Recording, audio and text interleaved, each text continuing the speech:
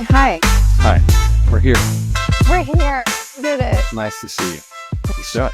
You ready? Welcome to another episode of Go Team Score Points, a podcast for those who want to distract themselves from the news for 30 to 45 minutes and learn about the NBA instead. Each episode focuses on one NBA game from that week, and NBA beginner Irish, that's me, and longtime NBA fan Sam, That's me. learn about the NBA games, people, and current events. In today's show, we talk about the Nuggets-Lakers game, hear some hot takes from Hannah, and play a game. It's our best episode yet. I can't wait to hear from Hannah. I haven't watched the videos. I want to be surprised. I'm so excited. You should be. I can't wait. Reviews. Got one review, and it's from a former student. And he said, "This podcast is so strange." And I said, "You haven't even listened to it." And he said, "You're right." What a great line from him, though. But I think he was talking about, so the clips that I put on Instagram, because you don't have Instagram. So I'll put usually a clip where you say something informed about the NBA. And then I say something like ignorant of the NBA, and then a clip from the game. So it does not seem cohesive at all. Unlike the actual podcast. Totally makes sense. Yeah. Yeah. What'd your mom say? Oh, yeah. My mom says, "Good job, you two. Have you changed your theme song?" Yeah, sorry. No, wait, yeah, it's okay. It's new software, right? The new software didn't have the old. Right. And so so what happened is I looked for royalty-free podcast music, and then I downloaded like 4 of them.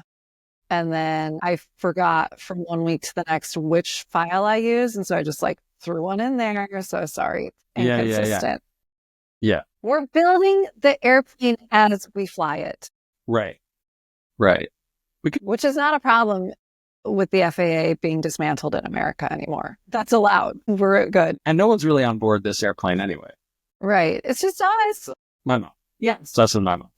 Okay. She said, "My personal opinion about what Chris Paul and Wemby did in the skills challenge was that it was tacky and childish. This is a game, and they found a way to win without playing the game. Not cute. I watched this event, and the camera kept going to Chris Paul, who was arguing with everyone that they should not be disqualified. My respect for him as a professional athlete was diminished by his behavior." Strong words. The only other event I watched was the 3-point contest. I must mention that Peyton Pritchard was invited to participate in that, and he declined, saying something like he needed to rest to concentrate on improving his game. I agree with you that these players need a break. I also tried to watch the game, and she said it was unbearable. I wanted to see Tatum and Brown play, and then couldn't even watch that. I fully agree with Draymond Green's assessment of the new format. By the way, I believe he was forced to do therapy after his last suspension and fine. Everyone could use therapy. I don't know if you know that story. Let me tell that story in a second. Some years ago, I lost interest in watching anything during All-Star Weekend. There was a time that I found the All-Star Game fun to watch, and the players actually played defense and tried to win and set records. I fully understand why they no longer do that at the risk of their own health and careers. That's it for me. Love you, Mom. Thanks, Mom. Okay, so Draymond Green, I told you about him hitting, I think I said punching last time, and I think he may actually have kicked LeBron. I can't remember which. During a practice, his own team's practice, there's video of him punching a teammate in the face. If they're not playing, they're like kind of chirping at each other.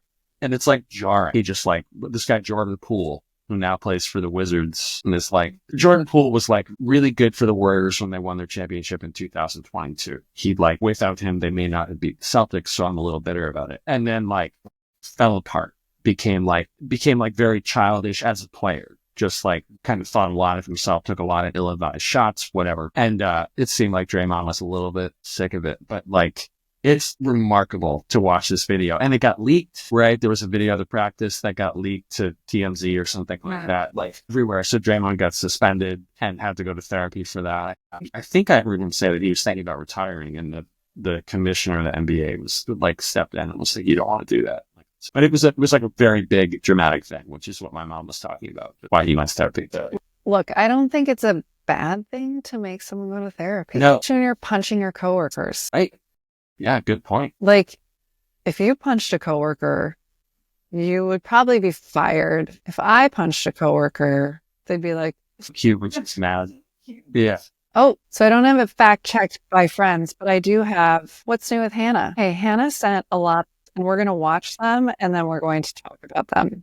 Okay, start with the first one. Hi, Sam and Irish. Just dropping in as we are getting ready to roll into the playoffs to tell you a few of the things I'm feeling, some of my big feelings, Sam might say, about some of the things that are happening in the NBA. Some of these are pretty random. Some of them I love.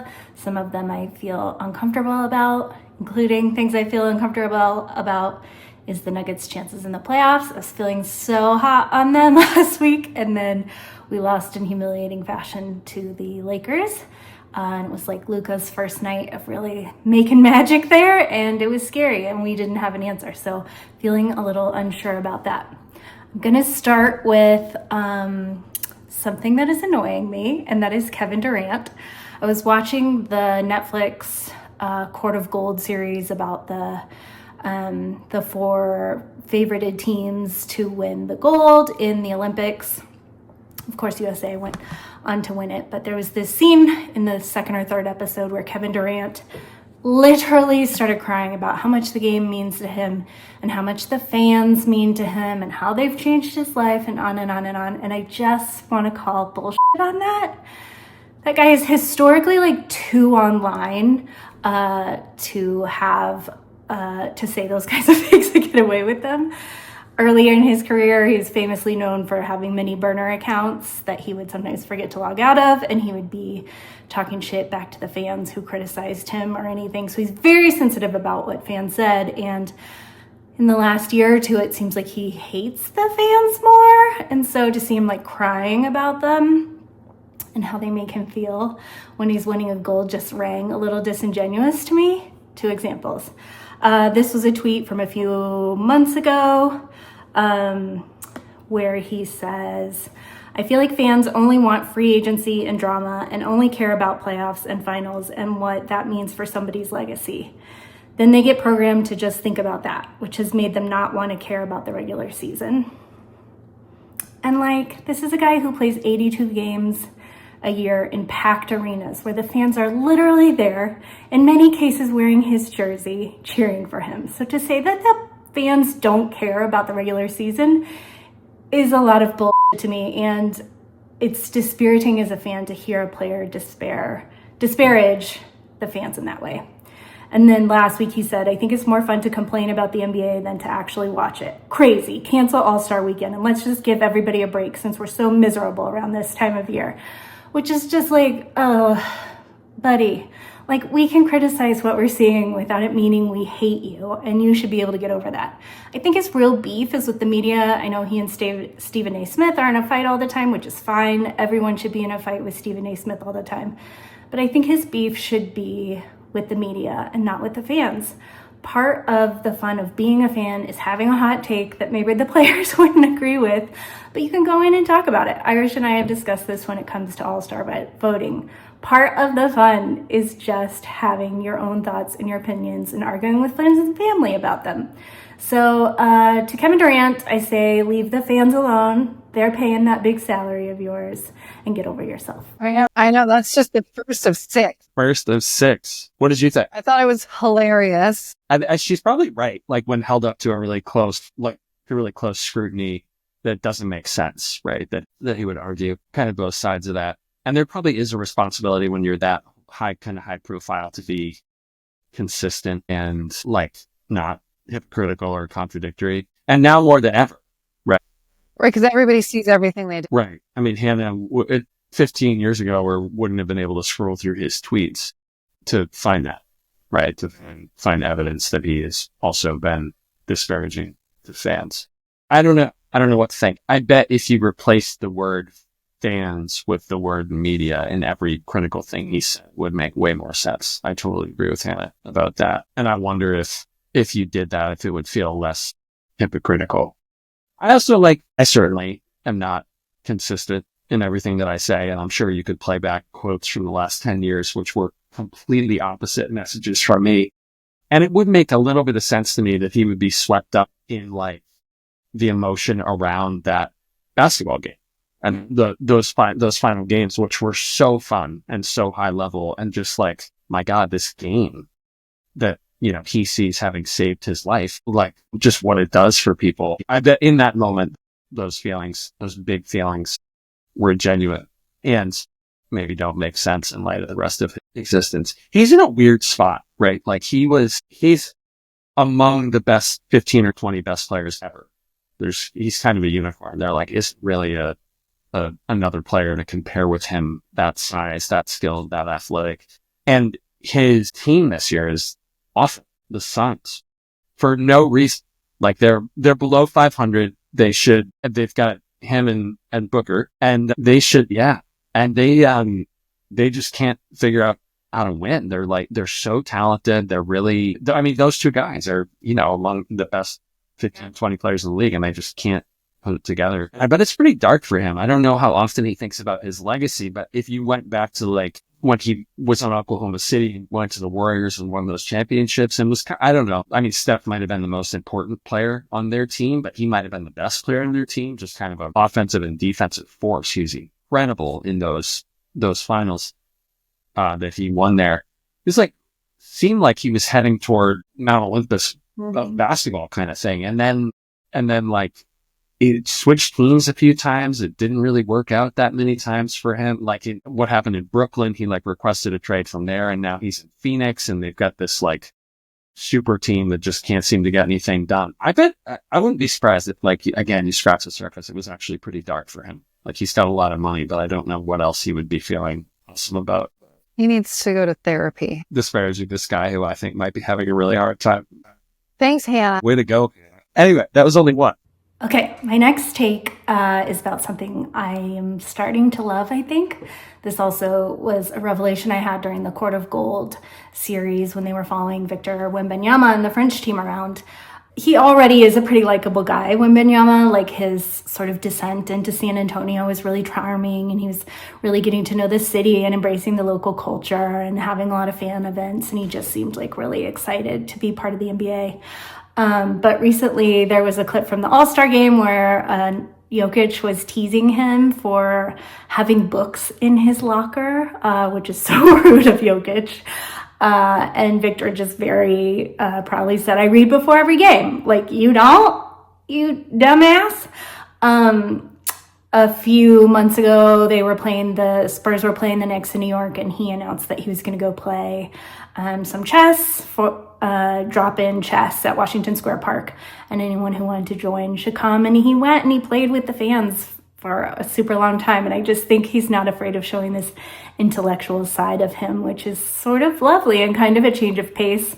There's a joke in the NBA about how anytime you see LeBron with a book, he's always on page 1, which is true. If you Google that, you'll see he's always on the first page of one book, which A+ for bringing a book when you don't need a book to be as great as he is. But I just love that Victor's doing his own thing. And in the Court of Gold thing, he mentioned about how because of his height, he's never been able to just fit in. And so he sort of stopped trying to, and he's just going to be himself. And so he's such a young player, and I think he's really exciting. And I hope so much that they can find a way to keep him healthy, because those big guys oftentimes don't really have a chance with their height to stay healthy with the grind of the season sort of compounding constantly on their very tall bodies.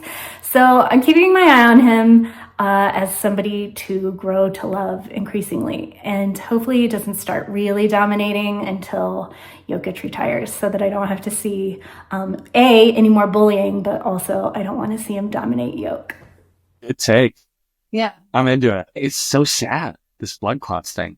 Yeah. So he's out for the season, but is he okay? I don't know. As the short answer, there's a guy, Chris Bosh, who played for the Heat back when LeBron played for the Heat. That was they were the big three: Heat, Dwayne Wade, and Chris Bosh. And they won a couple titles. He's a really nice player, and his career ended because of this, because of blood clots. There are also examples of players who have come back and been themselves again after blood clots. But man, what a wild thing! Take 3 from him. This comment sparks back to a beef we had discussed a few months ago, where I was saying that Joel Embiid is a piece of and I would also just like to heap on that he is a coward. He has not played in Denver in over 1,900 days. Every time the Sixers come to Denver, he's magically hurt before they get there. I mean, he's hurt all the time, so that's not such a stretch. But a lot of times, several times recently, they've come into town and he hasn't even been on the injury report. And then hours before the game, he scratches because he's hurt. And I just think he won MVP a couple years ago when people thought it should have gone to Yoke because Yoke's numbers were always better. But I always just think, like, if you can't play the guy who you're constantly pitted against in his home city, then, like, you're kind of a wimp. And so I just wanted to reiterate my poor feelings for Joel Embiid. I think he's a piece of shit. I think he's a dirty player. And I also think he's a coward. And I think that is played out in the process and how the Sixers have not actually completed the process because I don't think he is the guy. I don't think he's the one. So thank you for letting me relitigate my case against Joel Embiid. Yeah, well said. I'm with her. They're like debating shutting him down for the year. Oh, Healthy. I think he's going to get like another like look at his knee or like whatever. I think his career is like over. I don't think he's ever going to be who he was at the height of his powers. He was like, I know she's saying that his numbers were never as good as Jokic. I think we said this before. There was a time where he was averaging more points than minutes in games. It was like bananas offensively. Jokic is better. There's no argument there, but offensively, he's like really for a guy that size. Now for a thing I'm excited about, and I know you guys have talked about the dunk contest some, and poor journeyman dunk master Mac winning it for 3 years in a row. And I don't think there's anything that the league can really do to get the players excited about being in the dunk contest. Like, the risk is too high for injury and, more importantly, probably for embarrassment. But I think Mac winning it again, and the other three guys whose names I don't even remember, not making most of their dunks, got the players a little riled up. Saw that Ja Morant said, at this pace, I may want to do this myself. And he said, what about you, Zach and AG, which is a reference to Zach LaVine and the Nuggets' very own, and one of my faves, Aaron Gordon, who in 2016 was probably like one of the best dunk contests ever. And Aaron Gordon famously felt robbed. Zach LaVine won. Aaron carries the weight of that around, comes up a lot. But on Twitter, AG responded to Ja and said, yeah, I still got some. And that is a very exciting thought. You know, AG like hanging under the baseline and just waiting for a lob from Jokic and having a spectacular dunk is my favorite Nuggets play of every game. I just wish it was the only play they ran, and we'd be in great shape. So anyway, very excited for a potential Ja Morant dunk contest, plus possibly a rekindling of the dunk romance between Zach LaVine and Aaron Gordon. Hopefully Aaron can avenge his previous losses and put that particular demon to bed. You know, Anthony Edwards could be like, all right, Ja, you and me. well, that would be good. Work. I feel like the combination of injury risk and embarrassment, I don't think they would do it. But also the possibility of like shaming. Anthony Edwards would say that to anyone. Yeah. All right. I love it. Okay. Take 5. Okay. Now I just have a little short roundup of a few things I have feelings about. One, I've said this my whole NBA life, but I would just like to reiterate that I hate that there are offensive fouls. I hate offensive fouls so much. If a guy is coming in to score, like, let him score. I don't think he should ever be penalized for going in to score. I mean, like, of course, if he's like punching guys in the face on the way to the hoop, yes, let's talk about that. But that's not happening. And I just absolutely hate offensive fouls. I think they should be illegal. Julian Strawther of the Nuggets, young guy getting a lot of attention, was recently in the Rising Stars game at All-Star game, was trying to come up with a good 3-point celebration. All players have one, which I find kind of obnoxious, but Julian Strawther's is this. He does thumbs down every time he makes a 3, and it so confuses people who don't know about it, and so I love it.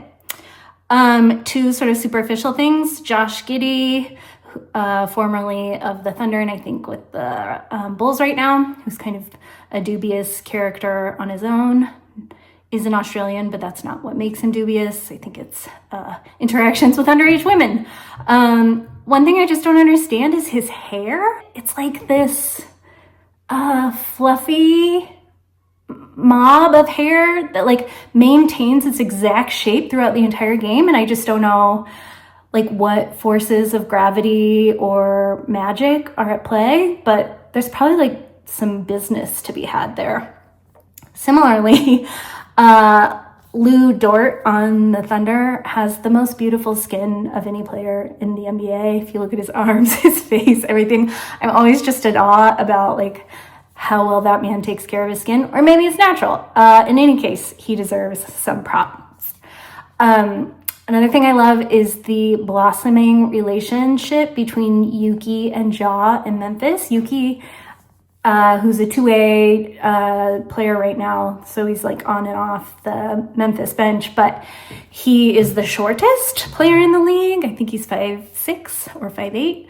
And he's Japanese, and he is learning a lot about American culture from Ja Morant, who I don't know if he's like the best suited person to learn American culture from, because he's often in trouble as a result of like poor decisions and guns and strip clubs and things. But their like bromance has been so lovely to watch, and if you Google any videos about them, it's just really charming and wholesome. And I hope that Yuki becomes, you know, a lover of American culture as a result of his time with Ja. And then lastly, I know, speaking of dubious characters, Anthony Edwards, you know, like not amazing most times, amazing at basketball, amazing at humaning, less so sometimes, but I think his arrogance and trash talk are world renowned. And I heard the other day that he told new teammate Julius Randle that he plays basketball like he's wearing jeans, and like that's just chef's kiss, A+ trash talk, and I hope it continues for his whole career. And I think everybody else could really take a page out of his book and come up with that sort of incredible dig. I'm here for that. So good. So I would like Ja Morant and Yuki to have a reality show. That would be great if they just went around. They should like do a road trip around America and visit some historical America, like go to Mount Rushmore, stop at a diner where people smoke and ate at the same time. Yeah. That would be great. You'd be like, what is this place? Yeah. Yeah. Good idea. All right, take 6. One last thing. Irish. I think you should look into Kyle Spellman. He is the Nuggets in-arena announcer, and NPR or Colorado Public Radio did a story on him a couple months ago about his history and how he came to have this job. And he started as a prison chaplain in Canyon City's prisons, and he started calling the basketball games there and just started to make his NBA career from there. He was the in-arena announcer for the All-Star game a couple weeks ago, so he's like really making waves among the announcers, and I know how much you love to look into people who are not basketball players in their orbit around the team, and he's a good one. Check it out. I got some great news about that. When you Google him, his email is right there. For more information or for bookings, let's get him on the show. It'd be fun. Those would be the guests, right? Like people who like, for this, I would not be that interested. There are people I'd be a lot more interested to talk to than like LeBron James. Wouldn't you? I feel like it would for this podcast, like, if you could have anyone, who's the guest you want? No, let's see. I feel like this is not my final answer, but I feel like someone like Peyton Pritchard. Like I'm much more interested in the experience of like a not chosen one. What is it like? What is his day like? How much does he work at? What does he sleep? Like, what is it like at practice? What does he do when he's not playing basketball? Like, I'd be very curious about. I just feel like I bet you would get a lot more like human of a story talking to him, which I'm of course I'd like to talk to LeBron, right? But I feel like, I don't know, I'm just like someone wasn't born holding a basketball or something like that. Like what is this like actually like for? Although Peyton Pritchard, we know you were born holding a basketball. Maybe I'm wrong. He played in high school. We've talked about. Maybe I wonder if he's like, I wonder what his habits are like. Like, does he go to brunch on Sunday? Right? Ever? When was the last time he had alcohol? Or like what? Does he nap every day? Does he wake up at 6 to go get treatment? Does he I'd be curious about all these things. Okay, let's have him on and we'll ask. I like it. Who's your ideal guest? I had said Jared McCain because I do think he's super fun, but also, okay, not that I'm not uninviting you, Jared, but he just turned 21. So I think that like his view of the world is probably like more, well, it just is. It's more limited than someone who has just lived longer. So I think I would want to have, I think DeAndre Jordan would be an interesting guest. He's played for a long time. He plays for Denver. Yeah, I think he seems very interesting. He's like, what, 36 or 38? I think he would have like great stories. Like he's got all this like history he's got all this experience. All right, tell me about this game. Speaking of Denver Nuggets, I watched the Nuggets Lakers game. And again, I didn't mean to choose the Saturday night game again, but I did. I was curious about the Lakers now have Doncic and they're playing the Nuggets, which is my team. So I wanted to see that game. So as national broadcasters again, though, Doris Burke, she was back, and Richard Jefferson and Mark. Your people. You love them right in the middle of your scale. I do. They're right in the center. They set the standard right now. Okay. So it starts with Doncic passing to LeBron and LeBron dunks. And it's like like first play of the game. Or early. I think it was early. It was in quarter one. Hannah mentioned that they lost like embarrassingly, but honestly, they never got the lead the whole game. The Nuggets didn't, but they weren't that far behind until the end of the okay. Like between 2 and 12 points the whole game. Okay. Aaron Gordon had a really good game. Do you think it's the underwear? Got it. There was a guy throwing t-shirts into the crowd. He looked like he was drunk with power. Wait, were there noticeable amount of Lakers fans? How'd you know? They were cheering when good stuff happened. They showed up in the crowd. Yeah. I wonder Doncic fans. That's what I was wondering too. If there's like both of those cohorts showed up. So Nuggets fans and Lakers fans and Doncic fans. Okay, when they were talking about a different foul, one of the announcers says, okay, we all have siblings here and we all know it's always the second person who gets caught. And they showed Vanderbilt hit Strothers and then Strothers hits him back. So they didn't see the first part. Yeah. Happens a lot in sports. And then they show the replay and the first guy looks even like cheap shot and you get a foul from it. And both announcers, one of them has 4 brothers and the other one has 2 brothers. And they were like just talking about it. It was pretty funny. Doris said, no blood, no foul. That's my girl. Tough Doris. Okay. Then that foul was upgraded to a flagrant foul because he seeks them out. So it looks pretty bad. Okay. On the second guy, like the retaliator. Yeah, because he hit him and then like also like there was an extra.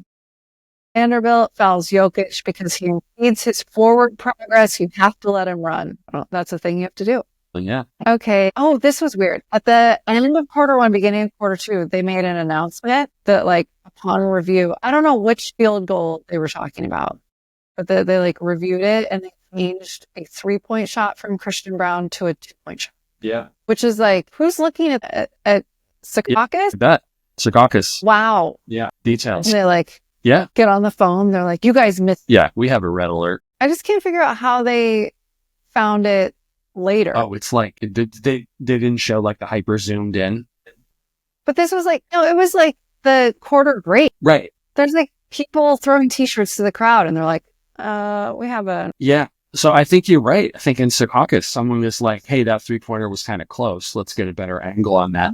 And they do, it's like a Jason Bourne movie. They zoom in on the toe like 3 different times and there's like a pixel overlapping. I'm serious. Yeah. See if you can find something online. Like it overlaps just by that much. And they're like, actually, that was a 2-point shot. Well, yeah. It's pretty intense. They take it really serious. I guess. Okay. In quarter two, Strothers got back in and fouled immediately. And they said he played for 2 minutes total in the game and already fouled 4 times. Who is he playing for? Denver. So they brought in Hunter Tyson, who's like one of my favorite players. He always looks like he is so pumped to play. He always looks like super excited. Yeah.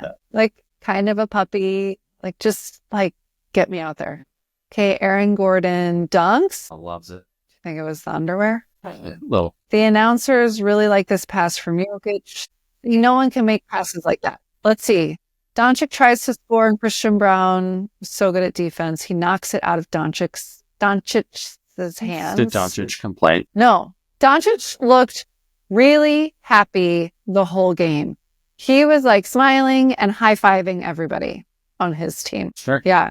Okay. Doncic, LeBron doing alley-oop. Like they were really on fire. Okay. Quarter 3. Boris said that the problem was Denver turnovers. They had so many turnovers. Like it equated to like 21 points or something that they lost because of the turnovers. Yeah. Okay. Jokic is really good at passing it. He like chucks it. It goes like all the way down the court. He just chucks it and someone catches. I've heard people talk about the accuracy of his passing, like not just shooting From so far away. And there was some quote from him that's like, I don't know, since I was little, like I could just throw something exactly where I wanted it to go. Maybe it's underrated among fans, but like the accuracy of passes in basketball, like in football, I know that it's important, but in basketball, I'm kind of like, I don't know, is that big of a deal? But apparently so. Okay, so then at that point, they were only down by 1. The Nuggets were only down by 1. Then my question is, LeBron and Doncic, are they unbeatable when they're together? Like, they are both so good. LeBron looked so good. He looks happy, doesn't he? Yeah, like they look like they're having fun. Like the team they looked so good. It's also just so many good decisions. Like their possessions are just going to be good. Those two guys are so kind of surgical and methodical. Yeah. It's pretty cool. Yeah, they were really, really good. But also unrelated, kind of related, Zeke Naji played in this game. Hey, yeah, Hannah loves it. Okay, at the end, the start of quarter 4, it was 98-87 Lakers. See, not that bad. Okay, then in quarter 4, it just got away from the Nuggets. So it was 108-91. And then there was another turnover. And then someone named PJ Hall is in the game. Who is this guy? He's the two-way player. Okay. Good job, PJ. He also looked like a puppy. Just all over, running as fast as he could. Okay, now the announcer said, you've got a guy rolling naked down there. That meant a guy was near the basket and there was no one else nearby. Then one of them said, good hustle from Westbrook. Such a missed opportunity. He's Russell with the hustle. Right. Yeah. Maybe it's trademark. Maybe. Only Scott Hastings can say it. Okay, I love this exchange. Okay, this is one of the guys, because I can't tell their voices apart yet. So one of the guys says about Jokic, he has the best hands I've ever seen. And Doris says, so how do you dominate the NBA when you're not gifted athletically and you don't have great speed? That's one aspect. It's unbelievable. Skills, hands, but intellect. That's how he dominates. He doesn't dominate the way NBA fans are accustomed to, but he dominates nonetheless. That's what Doris said. You're the best. I never would have picked up on that ever. But for you, I love that. So good. Okay, so I am excited about this game we have to play today. This is something on social media called Starting 5, where you pick your starting 5 in any kind of topic. So first of all, to go over for the people who are actually learning about the NBA like I am. So there's 5 positions in the basketball team. And sometimes the announcers refer to the number of the position. So 1 is a point guard. They are the passer and the leader. Number 2 is the shooting guard. They are a shooter and they're a little flashy. Number 3 is a small forward. They're a jack of all trades, often a top player. Number 4 is a power forward, like a center, but less big. And number 5 is the center. He's a big guy and they pass sometimes too. So starting 5. Here was the example August gave me. Kitchen stuff. Yeah. His center, number 5, is the pan because it's got such force. The air fryer is number 3 because it can do everything. The stove is what he would put at number 2 because it's going to get hot and it's going to keep going and making shots. He said number 4 would be our Nespresso maker because it's really loud and sounds tough and it's also hot. And then he said number 1 is the timer because it really tells everything what to do. That's his starting 5. Okay. Sesame Street characters. Number 1, I put Bob. This is controversial because he's the only human on the team, but he's a real leader. He seems to like kind of know a little bit more about what's going on Sesame Street than everybody else. Like he explains things to Big Bird. Yeah. Okay, number 2, the shooting guard. I put Grover. Like he can score and defend and probably rebound effectively. Now I did find a clip on the internet of him comparing things with Carmelo Anthony and someone else who was on the Knicks at the time. And Grover did end up in the basket upside down. Flashy. Like a 2 guard. Yeah. Yeah. Okay, number 3 is a small forward. I put Oscar in this position because I think he's so mean. He's really good at defense and rebounding, but he's like a little bit slow because he is stuck in a trash can. Yeah. So Hard to move. Yes. very tough. Okay, and then my power forward, number 4, Snuffy, no question, Snuffleupagus, because he's big and strong. He is a little bit slow, but power. And then the center, obviously, is Big Bird. He's the tallest on the team. He's great at making shots, maybe not super great at passing because his arms are kind of small. And in episode 2152, he refers to himself as Larry Bird. Ooh. So, and then my 6th man is Elmo because he really needs to mature. Like, I'm sure he'll be fine. And then cut from the team immediately was Cookie Monster because he's a wild card. You don't know what's going to happen. Okay, what's yours? Me. So I came at this from like a salary cap kind of point of view, but I went with just ground beef for my point guard. Not spending a lot of money at the point guard position, but ground beef feels like very reliable to me. Like if I have ground beef in the fridge, I can make a good meal. Yeah, it doesn't take much, and like very steady, gonna be there. No problems. My max contract guy is my small forward. So I'm skipping the 2 guard for now, my small forward, and that's a ribeye. Just love, like want to spend money there. And like when a ribeye is good, it's as good as like any food that you can eat. So that's my second apron purchase for my team of meat. At 2 guard, I'm going to go on what I think is a rookie contract because it's kind of new to me. And rookie contracts are really important in the modern NBA because they can't make like full max salary. And new to me are chicken thighs. I have not done a lot with chicken thighs, and they feel like nearly impossible to mess up. They don't like, you can't really overcook them. You can cook them in a pan. You can make pulled chicken out of them.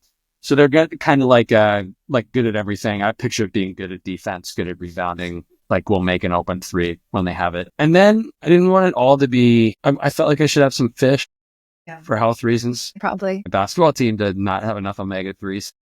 So salmon at the power forward. Yeah, good one. Good. Hard to cook well. And like, we'll probably have some pretty dry games, but that's fine. And then I've really been enjoying sirloin steaks lately. So sirloins at center, a little less fatty, lean player. Okay. MVP. My MVP, no question, is Hannah. That was so awesome. Also, I don't know if you noticed her kitchen. Looked. Oh my God. I was going to say that after the first video. Did she just redo her kitchen? All I could look at was the in-island sink. It's beautiful. Oh my God, Hannah. I'm jealous. I love a kitchen. Boy, it's hard to follow that. I'll be boring and go Luca. He had a great game. Got a little bit of a coming out party in Los Angeles. So yeah, good on him. LVP, I'm going with Nico Harrison still. Like what was he thinking? It's just a disaster. Oh, I'm not sure what happened. Something like, do they have some sort of blackmail on him? Something. I'm going to kind of a deep cut, but I think what I heard about this game, I didn't watch this game. What I heard was that the Lakers really exploited the fact that the Nuggets didn't have a lot of shooting. And they were just like, all right, we're not going to let Aaron Gordon get dunks. We're not going to let Jokic get stuff. We're going to throw 2 bodies at him all the time, and we're going to live with the guys not shooting. So I can't remember the Nuggets GM's name. Hannah's screaming it at the computer right now. But I'm going to go with him for getting rid of some of their shooters because I think they really could use, I think their fatal flaw will be having shooting around Jokic this year. Yeah. I'm going to skip most confusing part and go right to what we learned. I learned finally what the 5 positions are and what their specialty is. Now, I'm not at the point where I could recite them without notes. I'm more familiar with them. And I feel confident about how I classified my Sesame Street character. Yeah. In terms of basketball lingo, that's a big one. I think what I learned was about Ja Morant's new friend, his new Japanese 5'6" friend. It's so cute. Good job, Hannah. Thank you. I love it. Yeah. Okay. I think we did it. Well, good job, Sam. Bye. Bye.